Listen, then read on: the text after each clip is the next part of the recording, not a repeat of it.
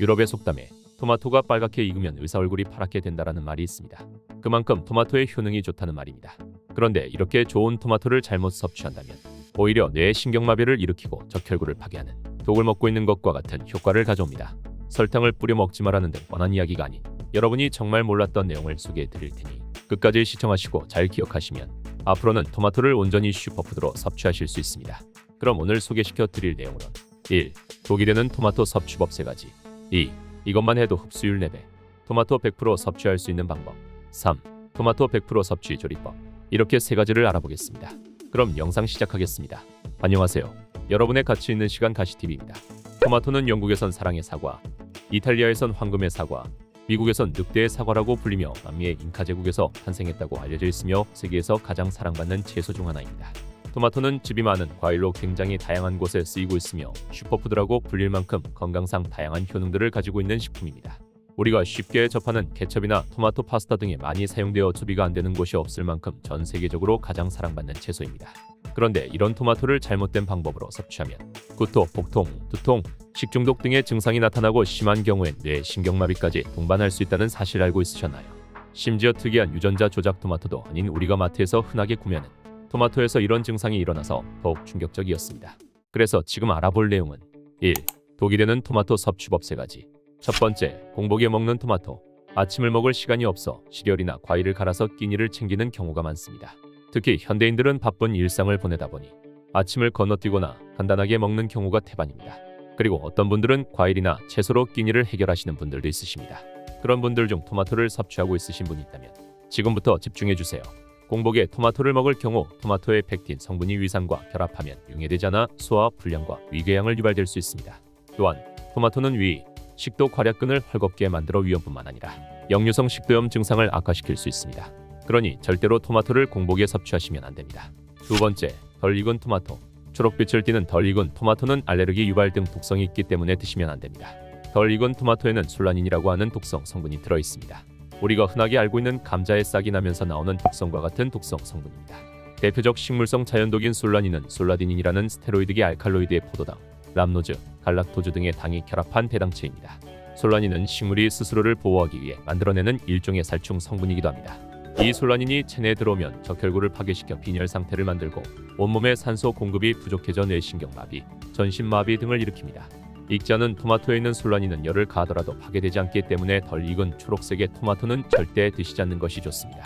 세 번째, 알레르기가 있는 사람이 먹을 경우 토마토에는 알레르기를 일으키는 히스타민이라는 성분의 함유량이 높은 편입니다. 히스타민은 이물질이 우리 몸을 침범했을 때 분물 재채기 등을 분비시켜 배출시키거나 혈관을 확장시켜 백혈구가 빨리 이동할 수 있도록 돕는 역할을 합니다. 그래서 알레르기가 있는 사람이 토마토를 먹을 경우 몸속에서 히스타민의 분비를 촉진시켜 과민 반응을 일으킬 수 있습니다. 개인마다 다른 경우이니 본인이 어떤 알레르기가 있는지 궁금하신 분들은 병원에 문의하시면 쉽게 검사하실 수 있습니다. 지금까지 부작용을 일으킬 수 있는 잘못된 토마토 섭취법을 알아봤습니다. 그렇다면 어떻게 토마토를 섭취해야 토마토를 100% 섭취할 수 있을까요?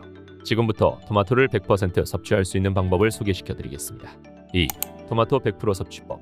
우리는 흔히 토마토를 설탕과 섭취하면 좋지 않다는 사실을 알고 있습니다. 사실 이는 반은 맞고 반은 틀린 말입니다. 설탕 분해에는 비타민 B가 필요합니다. 그런데 토마토엔 비타민 B가 풍부하게 함유되어 있습니다. 그렇기 때문에 토마토에 설탕을 뿌려 먹으면 토마토에 풍부하게 함유된 비타민 B가 설탕을 분해하는 데 사용되기 때문에 비타민 B를 섭취할 수 없게 된다는 논리입니다. 그런데 이를 조금 다르게 생각해보면 몸에 좋지 않은 설탕을 먹자마자 분해할 수 있는 방법입니다.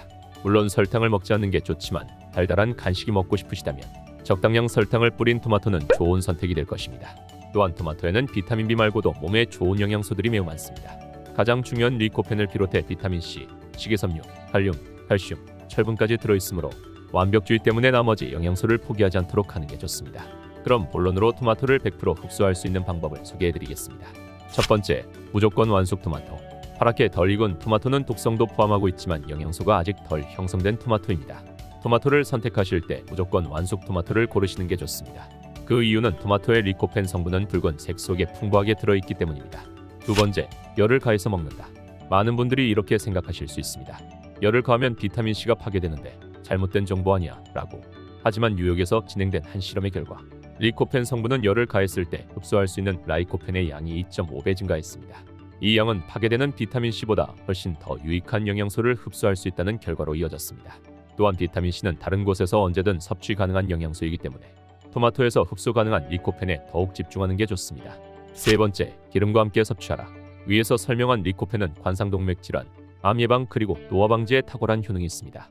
이런 리코펜을 잘 흡수하기 위해서는 기름과 함께 섭취하는 게 좋습니다.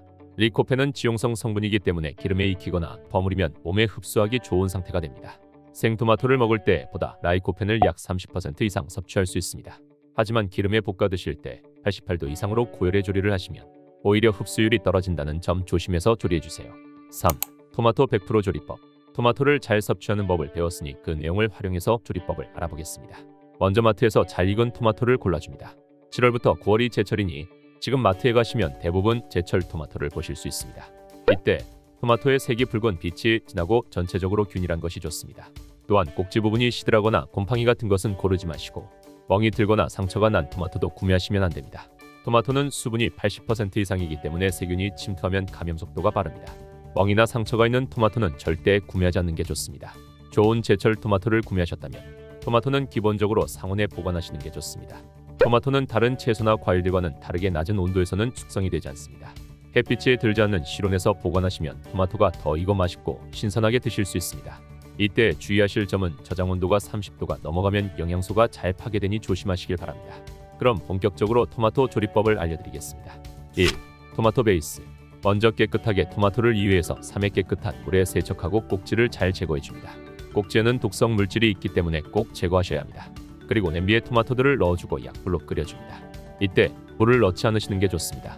물을 넣지 않는다고 타거나 영양소가 파괴되지 않습니다. 김이 나기 시작하고 시간이 지나면 물이 생기고 토마토의 껍질이 벌어지기 시작합니다. 끓기 시작한 지 25분쯤 지났을 때 가스를 강으로 올려서 물기를 확 날려줍니다.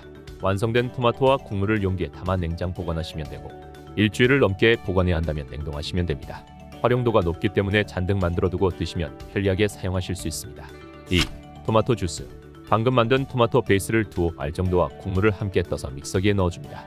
이때 껍질은 제거하지 않는 게 좋습니다. 그 이유는 토마토 껍질엔 카로티노이드가 매우 풍부합니다. 이 물질은 식물성 화학물질로 폐 기능 개선, 노화 방지, 심장병 예방, 시력 보호, 당뇨합병증 감소, 면역력 강화 등의 효능이 있습니다.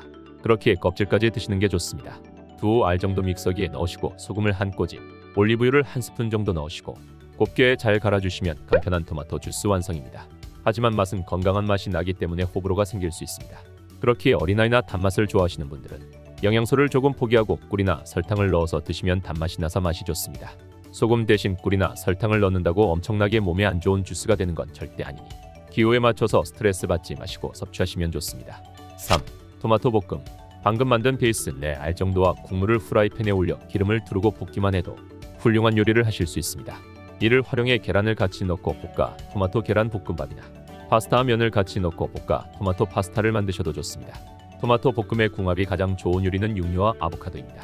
토마토에 부족한 영양소를 육류와 아보카도가 고르게 함유하고 있기에 함께 조리하시면 궁합이 좋습니다. 다만 육류와 아보카도는 기름이 많은 음식이므로 따로 기름을 넣지 마시고 토마토 국물에 육류나 아보카도를 넣으시고 자글자글 끓여주시면 건강하게 요리를 하실 수 있습니다. 지금까지 토마토를 확실하게 섭취하는 방법이었습니다. 영상이 도움이 되셨다면 좋아요와 댓글 한 번씩 부탁드리며 다음 영상은 토마토, 사과, 당근은 비교도 안 되는 신의 과일 영상으로 찾아뵙겠습니다. 시청해주셔서 감사합니다.